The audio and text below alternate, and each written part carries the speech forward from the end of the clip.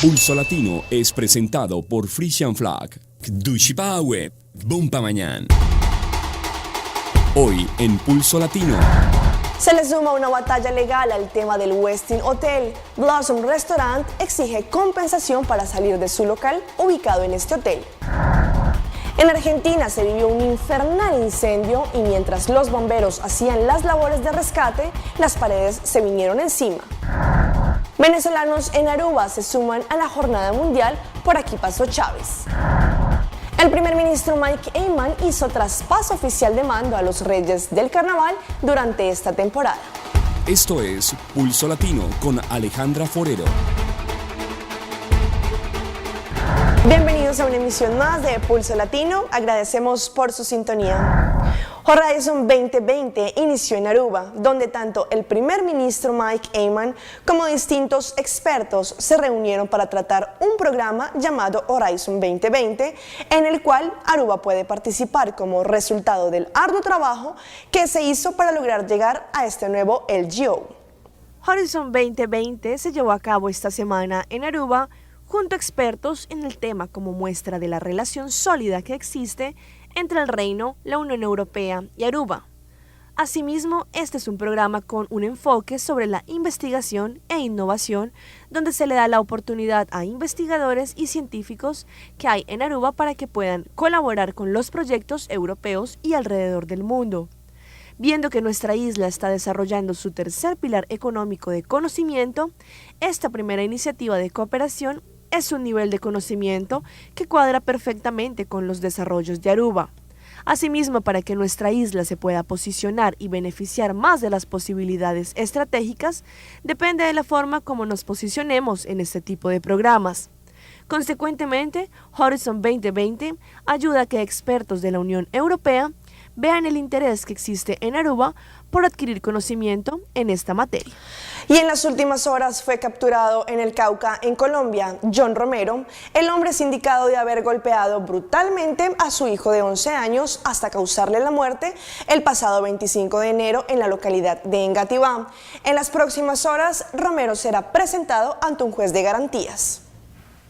La captura de John Romero, el hombre de 34 años, padre del pequeño Daniel Alejandro Romero, se registró en la vereda Loma Grande, municipio de Rosas, en el Cauca. Antes de ser capturado, el hombre intentó escapar metiéndose en la zona selvática, según explicó el director del Gaula, general Humberto Guatibonza. Los investigadores fueron a esposarlo, él los empujó y salió huyendo.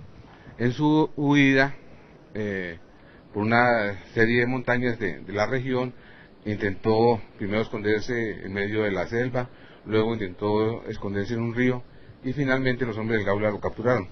Romero le explicó a los investigadores por qué huyó de Bogotá hacia esa zona del país. Porque sabía que en esa región era muy difícil encontrarlo. Según el general Humberto Guatibonza, el hombre estaba en el Cauca buscando obtener documentos falsos. Él se encontraba en las afueras de una casa y se encontraba allá, como les digo, de acuerdo a lo que él manifiesta, simplemente de paso. Posteriormente él pensaba viajar a Venezuela después de conseguir algunos documentos falsos. John Romero es señalado por la Fiscalía de haber causado la muerte de su hijo de 11 años en enero pasado, tras una fuerte golpiza de la que dieron cuenta varias personas. La madre del menor también fue detenida la semana pasada y enviada a la cárcel El Buen Pastor. Como sabemos, Uruguay es un país donde es legal el uso controlado de la marihuana.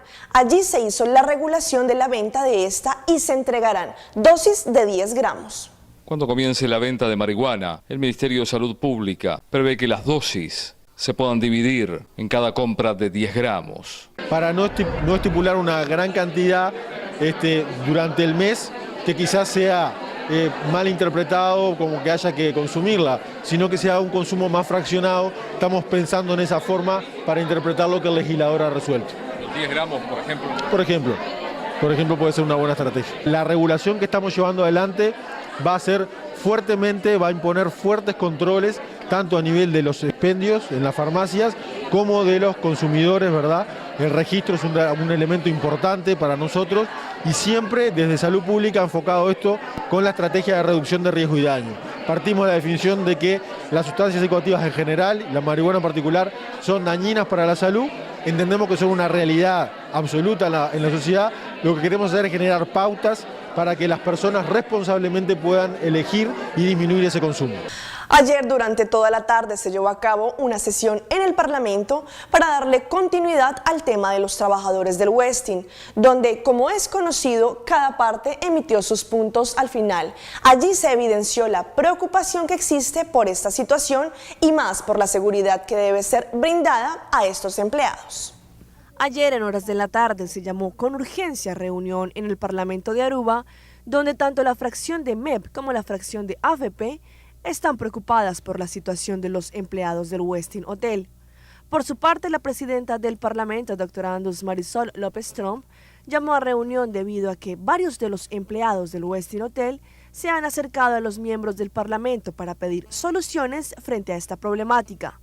Ya desde hace varias semanas, tanto el ministro de Labor actual, Paul Cruz, como el ministro de Labor anterior, Otmar Oduber, han tenido reuniones tanto con los dueños de las compañías como con los trabajadores para llegar a un acuerdo justo.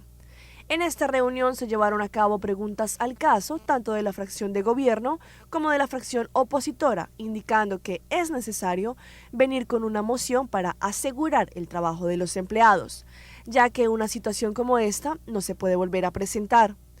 A esto se le suma un negocio que opera en estos momentos en el Westin. Se trata del Blossom Restaurant, quien iniciará una batalla legal contra este hotel. El caso es que debido al hecho de cambio de dueño de la propiedad del hotel, se le notificó a Blossom Restaurant que debía dejar de operar en este lugar cuando se haga efectivo el inicio de las renovaciones. Esto naturalmente genera descontento entre los dueños del restaurante, ya que allí también operan 40 empleados. Es por esta razón que los abogados de Blossom Restaurant iniciarán una batalla legal para buscar cierta compensación frente a esta problemática. 9 bomberos murieron y otros 6 pelean por su vida luego del misterioso incendio de un depósito de documentos en Argentina. La sede de barracas de la empresa Iron Mountain, que garantiza protección contra incendios, comenzó a arder. El lugar de fuego se convirtió en una trampa mortal al desplomarse 4 paredes encima de los bomberos que combatían el siniestro. El gobierno suspendió las actividades de su agenda y decretó 2 días de duelo nacional, accidente o atentado. Hijo del llano, por favor, señor.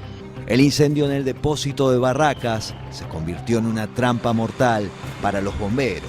Una explosión terrible. Después, bueno, ver cómo sacaban a la gente de abajo, tirándole agua para enfriar los ladrillos, una cosa increíble.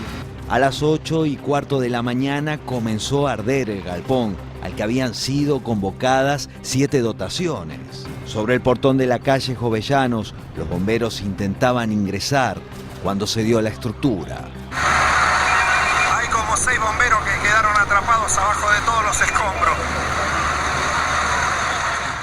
Entonces cuando veo que se derrumba, entonces salí corriendo a la otra esquina gritando que vengan los bomberos porque era para que ayuden o que es lo primero que me salió.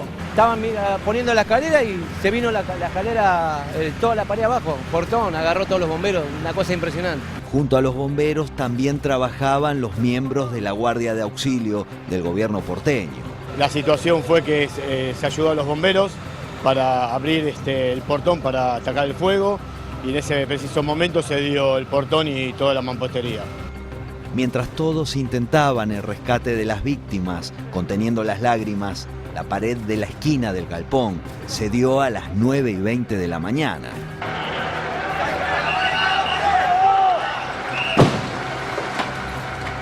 El derrumbe activó una serie de desmoronamientos encadenados que se sucedían a medida de que el fuego avanzaba.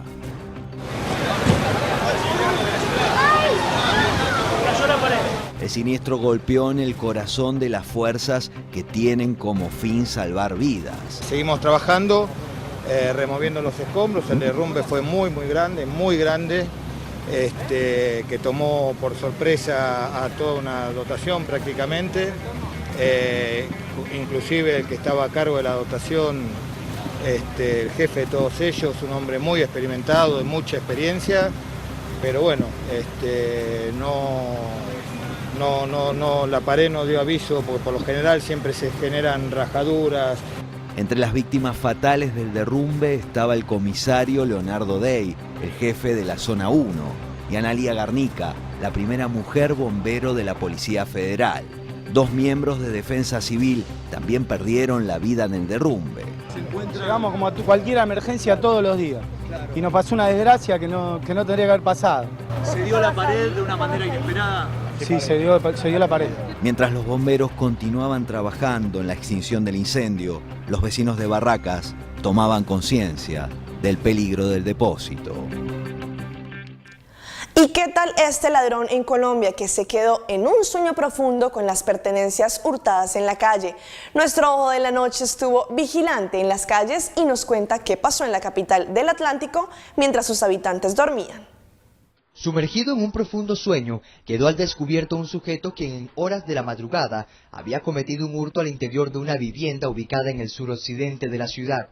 2 DVD, joyas y hasta un reflector hacían parte de los elementos con los que dormía plácidamente el ladrón, hasta que fue despertado por la policía.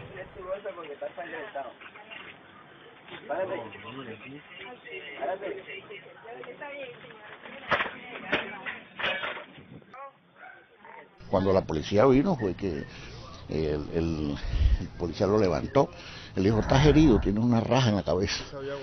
Se cayó y como que se pegó con el gas cuando se tiró y se privó, porque el golpe fue tan intenso que desde las 4 de la mañana hasta las 7 de la mañana despierto, durmiendo ahí.